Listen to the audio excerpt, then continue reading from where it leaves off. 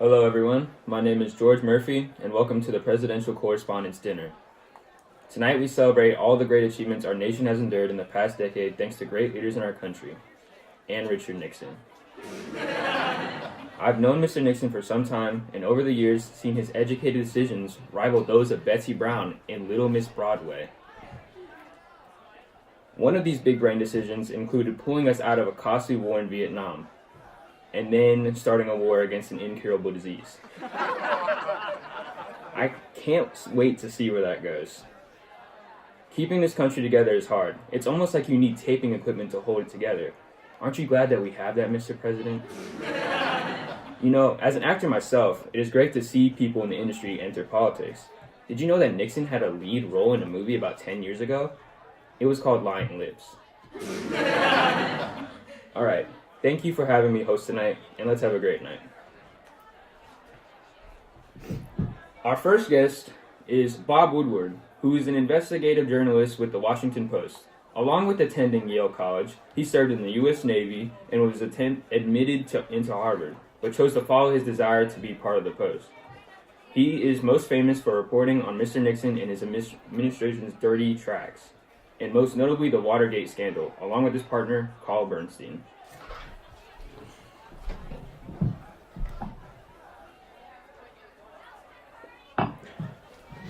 Mr. President, I heard you were looking for a more modest downgrade from the White House. Now I have this beautiful 3-bedroom, 3-bathroom apartment that is pretty close to home. I believe you're actually quite familiar with this place. It's called Watergate, I believe. Hi, my name is Bob Woodward, one of the reporters who discovered and distributed the story about the Watergate scandal. As many of you know, President Nixon and his administration had a tendency to try and water down many of the controversial actions they took. One of the most controversial and significant events in the history of the United States presidency was the Watergate scandal, which involved Nixon and several members of his administration. Where did we get this information, you ask? Well, our friend Mark Felt at the FBI provided it to us. The Watergate scandal has, unfortunately, become a symbol of Mr. Nixon's presidency. The scandal itself was formed when several men were found breaking into the Watergate complex in D.C., which was the Democratic Party headquarters. Although Mr. Nixon denied accusations at first, it was found that the burglars were, in fact, associated with a committee that was planning to re-elect Nixon, and the Watergate scandal, along with other controversial findings within his administration, led the House of Representatives to declare that he would be impeached if he remained in office. This development is what is leading Mr. Nixon to resign, which is a much more honorable exit than being impeached, I believe. I do hope that you have a good farewell address written up, Mr. President, because there are some things that need to be mopped up here. Thank you. Thank you, Bob. Next up is Gerald Ford. Gerald Ford was Richard Nixon's VP after his original VP, Spiro Agnew, resigned. Ford attended the University of Michigan, where he played football and won 2 national championships and actually beat Ohio State, along with obtaining his bachelor's degree. He then went to Yale to attend the prestigious law school. Out of school, he enlisted into the Navy and then was a member of the House for almost 30 years. He then was appointed to VP when Nixon lost his job before his term was over.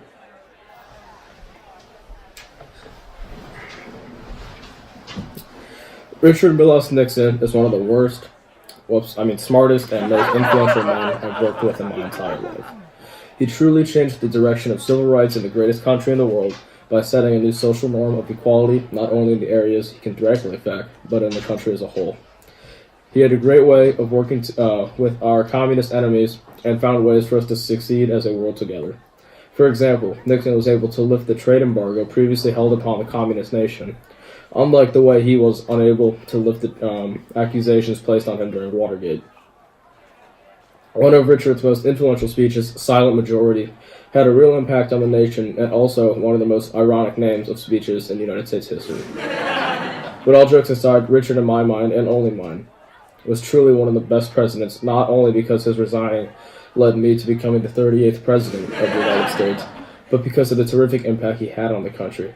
He passed the 26th Amendment and the Strategic Arms Limitation Treaty, otherwise known as SALT, something he felt when he was forced to resign. Overall, I truly do not believe that Nixon receives the credit he deserves for all the work he put in. Let's not think of him as that guy that almost got impeached, but as an influential and smart president. Thank you for your time. Take it away, George. God bless.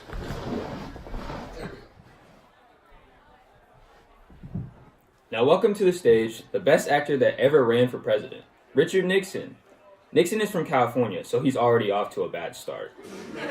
He earned the nickname Tricky Dick, which really speaks for itself. And I don't think it's a coincidence that his nose is so long. Aside from the jokes, however, we really do want to recognize that President Nixon did many great things during his shortened presidency. He came to agreements with China and pulled U.S. troops out of the Vietnam War. Among other things, so let's introduce the man himself. Please give a round of applause for Richard Nixon.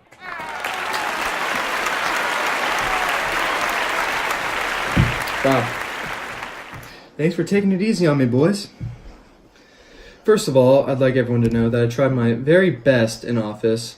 Sure, some minor incidents may have occurred, but if you look at the big picture, I'd say I was a pretty bomb president. Just ask the Cambodians. Look, my job was to represent the American people while also protecting them. Just look at the stats. How many Americans died in the shootings at Kent State University and Jackson State College? I can tell you that it's nowhere near the body count under FDR and Woodrow Wilson. They get all the praise. And what, like 540,000 people lost their lives?